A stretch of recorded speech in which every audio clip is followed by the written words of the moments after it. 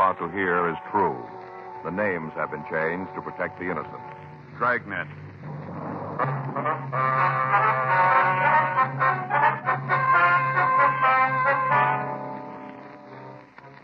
You're a detective sergeant.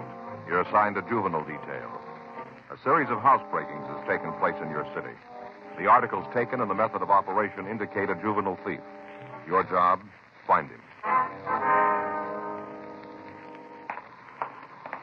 It was Tuesday, July 6th. It was hot in Los Angeles. We were working the day watch out of juvenile detail. My partner's Frank Smith. The boss is Captain Powers. My name's Friday. We were on our way out from the office, and it was 10:36 a.m. when we got to the old Central Jail building. Crime lab. Ray? Back here, Joe. Going back. Finishing up. Hi, Ray.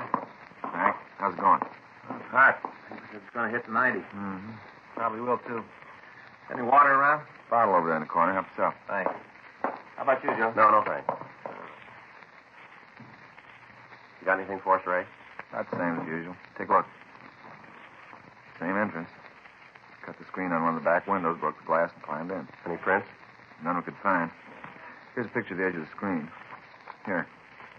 There you can see the cut edges. We got anything from it? Not much. The figure was done with a knife. If you come up with that, we might be able to tell you if you got the right one. Mm-hmm. What about the physical evidence in the house, Ray? No, not much. We got a couple of partials. Lifted them from the glass top on the dresser. Here. These pictures. Yeah, you can see here, not much to go on. Match up with the prints from the other jobs? A couple of points, but not enough to build a case on. Only thing you got that definitely ties this one in with the others is the footprint. Another one? Mm-hmm. Found it in the soft earth underneath the window. Hand me that print, will you, Frank? Oh, yeah. Yeah, here you go. Thanks. Here. There you can see it clearly, the heel mark. Same as in the others.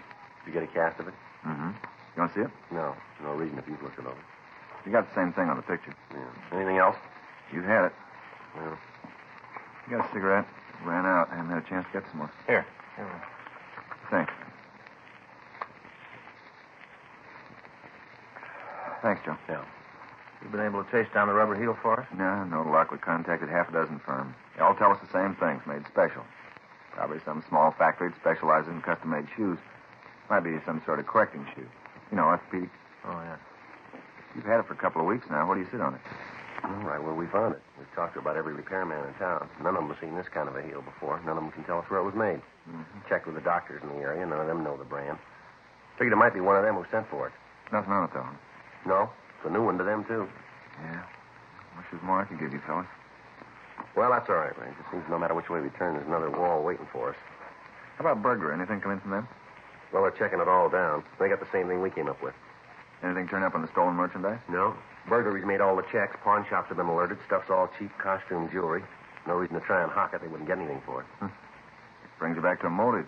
Why's he pulling the jobs in the first place? Well, Ray, we'll file that with where the heels are made. About the only thing we can figure is that some kid out for kicks gets his laughs from breaking into houses. There's no other reason. Stuff he's stolen you can buy by the carload in any dime store. A couple of times he's left money alone when it's in plain sight to steal some cheap pin. Looks like you got yourself a wild one. Yeah. Well, what can you tell us about the footprints? Anything? Not much. Were found under the window. Kid wasn't moving when they were made. Can't figure his stride. What about weight? Only a guess, Joe. Yeah. I'd say it came in about 140. Could be 15 pounds one way or the other. What about the size? 7. Looks like 7C. Mm-hmm. You sure about that? Well, pretty sure. Not much, is it? Best we can do. Okay. Last place, the woman was real sore. Don't blame her. Not about the costume jewelry. She didn't much care about that. Some prize gladiola she was raising. Kid tramped all over him. Real sore that he stepped on him. Don't blame her. Says when she catches him, she's going to give him a good talking to. Tramping up all her plants. Well, we'll see you, Ray. Yeah. Sure haven't got much to go on, have you? You called it. Frank and I went back to the office, and we pulled all of the reports that we had on the thefts. We spent the rest of the morning going over them. The method of operation was apparent. Each Friday night for the past 2 months, between the hours of 8:30 and 11 p.m., a single thief had entered a home in a wealthy section of town and stolen as much worthless costume jewelry as he could carry out. On each occasion, the entry was made through a rear window. In those cases where the window was locked, the thief broke the glass and undid the latch. On each occasion, he'd left at least one footprint in the dirt around the house. The heel impression was of a type that we hadn't been able to identify. We'd gotten pictures of it out to all major shoe manufacturers, but they were unable to tell us where the shoes had been made. We'd canvassed the area where the thefts were taking place without results. Rolling stakeouts were set up on Friday nights, and they'd netted us nothing. The thief approached the home, broke into them, stole what he wanted, and then he left without being apprehended or seen. Throughout the investigation, Frank and I had been working closely with Burglary Division, but their men hadn't been able to come up with any more than we had. At 1:15 p.m., Frank and I left the office. We got something to eat, and then we started to check the playgrounds again. At each one, we'd contact a member of the park department and ask them if they'd seen anyone wearing a pair of shoes similar to the pictures that we had. Every place we got the same answer. None of them had. We stopped groups of boys on the street and asked to see their shoes. We checked malt shops, drugstores, pool halls, and bowling alleys without any result. The same operation had been going on for the past 2 weeks without bettering our chances of apprehending the suspect. 5:30 p.m. Frank and I left one of the larger bowling alleys in town and headed back for the office. Boy, I'll sure be glad to get home tonight. Yeah, Hot. sure was. Yeah, must have gone over 90. Yeah. Must have. Paper said 90, but it was hotter, I can always tell. How can you always tell? My feet, Joe. Always tell with my feet. Cold day, I can walk for a couple of miles, not have any trouble. Come the hot weather, and if I step off a curb, I got misery. Yeah. I think I'll get me another pair of shoes. Kind with the holes in them. What? Kind with the holes in them. You know what I mean. You see them all the time in the men's magazines, kind of cloth on the top. You know, real thin leather on the sole and cloth over the top, a lot of little holes in it. They're cool. Mm-hmm. You see them all the time in the magazines, don't you? Oh, yeah. Yeah, I see them all the time. You know, it's got a picture of a guy wearing them with a tan suit on. Always got on the same suit, and he's got a straw hat with one of those bands made out of feathers, you know, like a kind of snake kind of. Mm-hmm. Guy's always in a tan suit and a hat. Well, maybe you got to have one of those before you can buy the shoes, you figure? One of those suits? Yeah. I don't know. You're not talking much today. Haven't got room to get in. You're doing it all. Oh, hot. That's pretty funny. It's hot. Must have been over 90. I was just about to say it Slow must down, have been will you, over Frank? 90. Slow down there. Yeah? Take it easy. See that kid up there? No. Up there. Just coming out of the drugstore in the corner, waiting for the light there. Oh, yeah. Tennis player, huh? Well, he's wearing a pair of canvas shoes, looks like, from here. Yeah. Want to check him? You might as well. That's good here. All right. You want to wait? No, I'll come with you. Hey, fella, hold it up. What? Wait a minute. You mean me? Yeah. Yeah, what do you want? Police officer, son. We'd like to ask you a couple questions. What for? I haven't done anything. No, we didn't say you did. We just want to ask you a couple questions. Oh, I thought there for a minute you were after me. My partner, Frank Smith. My name's Friday. Hi. Oh, I'm Alec McCarran. What do you want to ask? You been playing tennis? No, just practicing. I go down to the handball courts at school and practice. Couldn't get a game this afternoon. Why? Let us take a look at your shoes, will you? What? Your shoes there that you're wearing. We want to see them. What is this, a joke? No. Well, sure sounds like a rib. You guys sure you're really cops? Well, here's the ID again. You want to look? Now, let us look at your shoes, will you? Okay, no reason not to. There. The soles we want to see. You sure this isn't some kind of joke? Look, son, no joke. Come on, Alec. Let's see the soles. Sure, there. Well, you satisfied now? Yeah. Okay for me to go now? Afraid not. Well, I say, what is this anyway? Oh, it's stopping me in the shoe thing. You looking for something special? Not anymore. We just found it. Frank and I took the boy back to Georgia Street and checked his name through R&I. We found that there was no previous arrest record for him. 7:15 p.m. We took him into one of the interrogation rooms. Your full name's Alec McCarran, is that right? Yeah. How old are you? 16. Where do you live? 4782 Fargo Street, Where's that, son? up above Silver Lake. Mm-hmm. You live with your family? Yeah. Mother and father both living? Yeah. When are you going to tell me what this is all about? Got a job, son? Not now. I got one coming up. Doing what? Box boy in a market. Supposed to go to work next week. The kid they got now is going in the Army. They promised me his job. You go to school? Yeah, I'm a senior in high school. Look, it's getting late. My dad's going to start to worry. Is it okay if I call him? We'll call him for you in a minute. Thanks. What do I tell him when he wants to know what's happening? We'll talk to him. What do you usually do nights? I don't know what you mean. Well, evening hours. What do you do? I stay home mostly. Got to get my grades up for college. I usually study. During summer vacation? My dad helps me. I got to make up a couple of credits. Thought you had to go to summer school for that. I guess I'll get out of school late. You study every night? Just about, yeah. But not everyone, huh?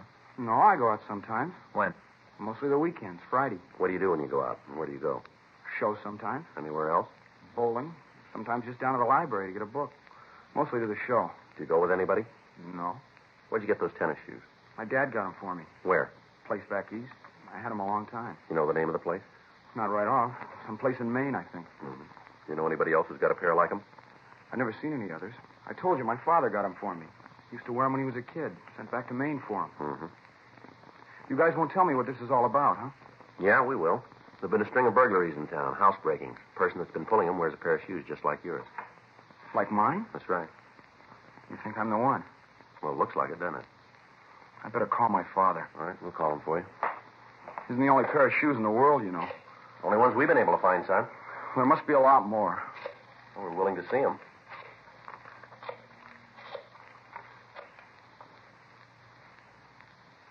Hello, this is Sergeant Friday, Los Angeles Police Department.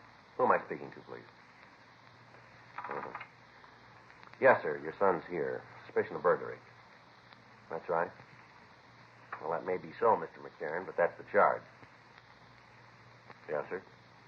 No. We'll bring him to his home. Sure you can. Just a minute. He wants to talk to you, son. Hello, Dad? Yeah. Uh-huh. At the police station. No, it's no joke. What? Well, I'll tell you when I see you. Yeah, bye. All right, Alec. Get your sweater.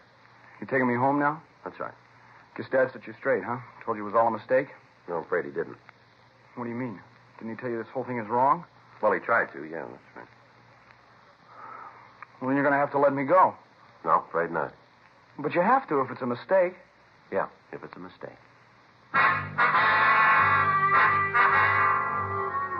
Frank and I left the office with the boy, and we drove out to his home. It was a large two-story colonial house overlooking Silver Lake. We were admitted to the place by a maid, and we were shown into the living room. The boy's father, Henry McCarran, was waiting for us. You're the officer? Yes, sir, that's right. My partner, Frank Smith. My name's Friday. How do you do? You want to tell me what this is all about now? Well, it looks like your son's mixed up in some burglaries, Mr. McCarran. You're aware that's a pretty serious charge. Yes, sir, that's right. I suppose you have some kind of proof to make that statement? We think so. Mind telling me what it is? Well, while we were talking, would it be all right to look at the boy's room? Do you think that's quite fair? Necessary, Mr. McCarran. What if I say you can't? Well, then we'll have to come back with a warrant. All right, this way. What do you got to say about this, Alec? I didn't do it, Dad. And that's the truth? Yes, sir. It's good enough for me. Through here. This is it. Go ahead. Frank? Yeah. Now, then, suppose you tell me what this is all about. The shoes that your boy is wearing there, you got them for him? That's right. Had them made to order. Where? Place back east in Maine. You know if anyone else has a pair of them? No, as far as I know, that's the only pair on the coast. Good tennis shoes. I used to wear them when I played. Uh-huh. What do they have to do with this? Well, on each one of the steps, we found a print from a shoe like that outside the window. Well, that doesn't mean that Alec was in them at the time. How about it, Alec? You let anybody else use the shoes? No. Well, there's your answer. Still doesn't come down to proof. What night did your boy spend out of the house, Mr. McCarran? I don't know. I guess he's gone on Friday most of the time. You know where he goes? Show, library. I don't keep a chain on him, Sergeant. I have complete trust in Alec. Burglaries have been taking place on Friday nights. Still entirely circumstantial. Yes, sir, but it fits, doesn't it? What's he supposed to have stolen? Costume jewelry. You mean 5 and dime stuff? Yes, sir. All right, there you are. You tell me why. Sir? Why'd Alex steal that? Now, look around, Sergeant. I just spent $1,500 on this room. Had it all redone. Alex got just about everything he wants. He gets a good allowance. If he needs any more money, he only has to come to me. There's no reason for him to steal. Yes, sir, this is a nice room and all. What you say may be true, but the fact stays that the thefts are taking place. Well, all right, then I'll put it on the line. I've got faith in my son. He's had all the things a boy could want, a good family, good home, all the things that count.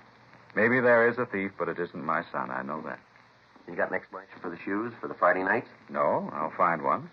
Maybe we can try for this, too, Mr. McCarran. What? Found these in the boy's closet. Hmm? Box of cheap costume jewelry. With the finding of the jewelry in Alec McCarran's room, the circumstantial case against him seemed to solidify. Although he denied any knowledge of the pieces, he was taken down to Georgia Street Juvenile and booked on suspicion of violation of Section 459 PC, delinquent. His father retained a lawyer immediately. The next day, the jewelry found at his home was shown to the victims, and they gave us a positive identification on each one of the pieces. A petition was filed, and the facts were presented to the juvenile court. Detention was requested. On Thursday, July 8th, Frank and I got back from the second floor after talking to the McCarran boy. He still admitted nothing about the burglaries. I don't know. Maybe I'm starting to believe the kid. He sure makes you wonder, doesn't he? Sergeant Friday? Yes, sir. How are you, Mr. McCarran? Fine, thank you. I've got it, Sergeant. I got it right here. Sir? The way to show you that my son had no part in these burglaries. All right, sir, go ahead. Now, you say that all the thefts have taken place on Friday night, is that right? Yes, that's right. And your big piece of evidence is the heels on his shoes, right? Well, that's part of it, yes, sir. All right, then you can just turn them loose. I beg your pardon? I remembered it last night. I couldn't get to sleep and got to thinking. I remembered. All right, go ahead. Alec's shoes get a lot of use. He plays a lot of tennis, wears his shoes all the time. Yes, sir. The soles and heels wore out. We had to send them back east and have them resoled. Sent them back on May 5th. Didn't get them until May 19th. Now, there's 2 Fridays in there, Sergeant. If the shoes were gone, Alec couldn't have done the burglaries. Right? Yeah. Well, I hope now that you will admit that you've made a mistake. Well, if we have, Mr. McCarran, we'll sure tell you. Well, you can take my word for it. Alec had no part in any of this. He's a good boy. He's honest. He's smart. If he was going to steal anything, if it really came to that, he wouldn't risk his neck for a few cheap beads. Doesn't seem so, does it? Here you are, Joe. All right. Well, what about it? What'd you find out? Just a minute, sir.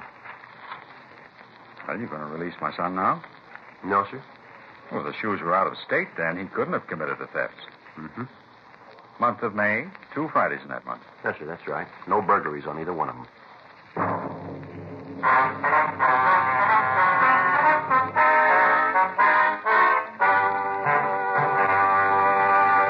You are listening to Dragnet, the authentic story of your police force in action.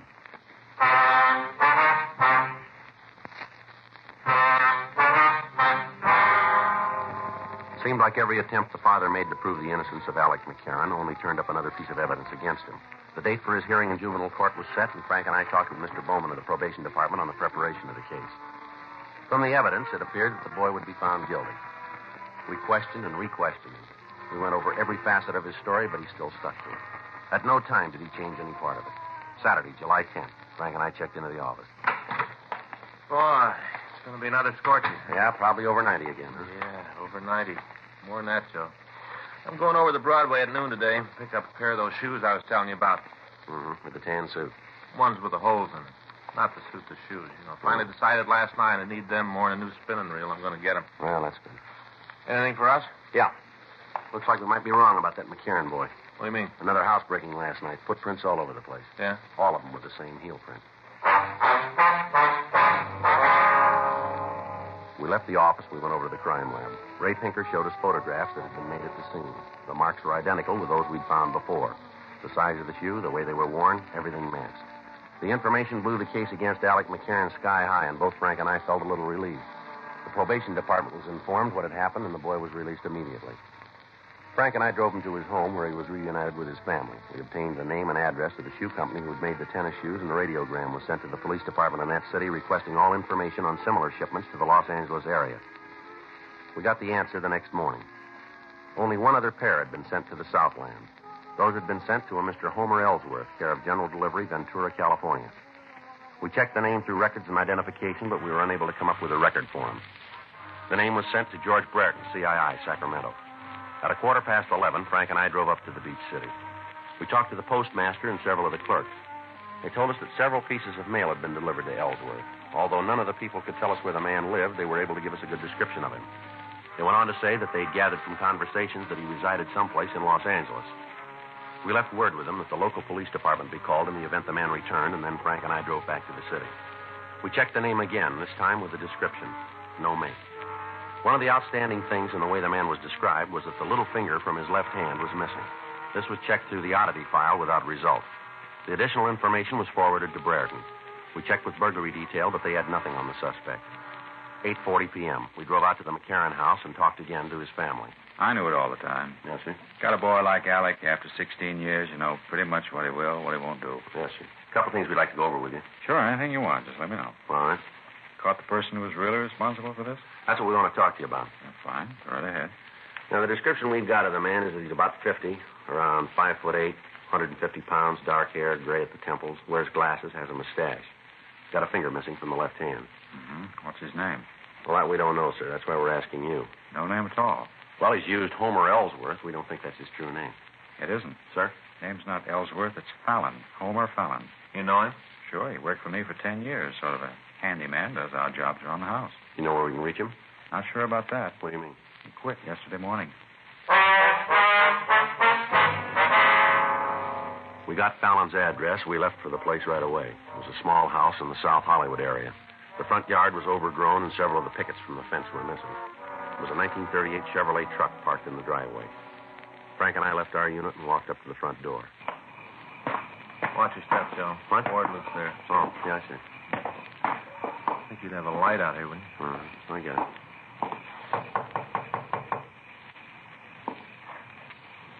Don't hear anything. Well, he must be here. Would have taken the truck, wouldn't he? Yeah.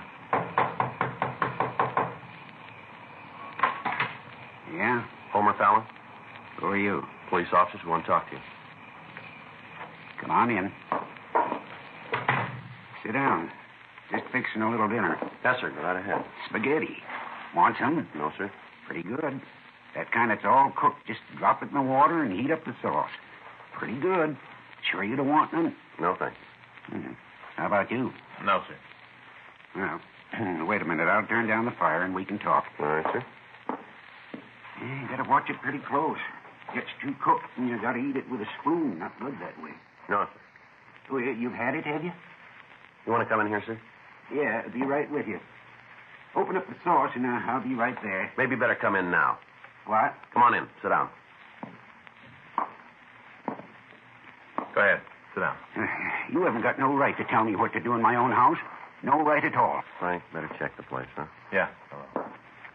Here, you got no right to go through my things. We can come back with a warrant if that'd be easier And for you you. go ahead and do it. You got no right. There's something you don't want me to find? No, I got nothing to hide. Then you won't mind, will you? I will, too. You guys come in here while I'm having dinner, causing a lot of trouble. You got no right to do this. I'm an old man. I can't take a lot of excitement. And why don't you save us all a lot of time? What? You know why we're here. You know what we want. I do? Sure you do. Why don't you tell us? Big thing over nothing. That's all it is. Can you tell us about it, will you?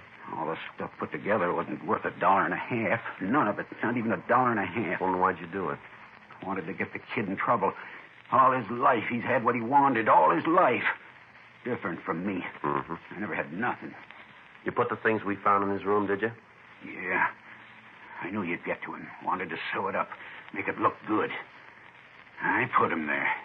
Mm-hmm. And why'd you do the burglary last night? Well, I got to feeling sorry for the kid sitting in jail. You ever been arrested, Fallon? Well, a long time ago. Where? Back east. Vag charge. I was just a kid, working my way out here. Mm-hmm. Took me off a freight. I sat in a can overnight, and then they let me go. Give me a floater out of town. Mm-hmm. I got sorry for the kid. Figured if there was another stealing while he was in jail, you'd let him go. All right. Get your coat, will you? Yeah. Where is it? Closet there. Wait there, I'll get it. The only one in there. I got it. Here you go. Thanks. You know, I was sorry right after. I didn't want to hurt the kid. He's really not too bad. Mm-hmm. Didn't want to cause him no trouble. And you did pretty good, didn't you? Suppose so. Well, want to go? Yeah. Oh, I forgot the spaghetti. Got to turn it off. Right. I guess it doesn't make any difference anyway. What was that, sir? Don't make any difference about you taking me to jail. Is that right? Yeah, I cooked the spaghetti too long.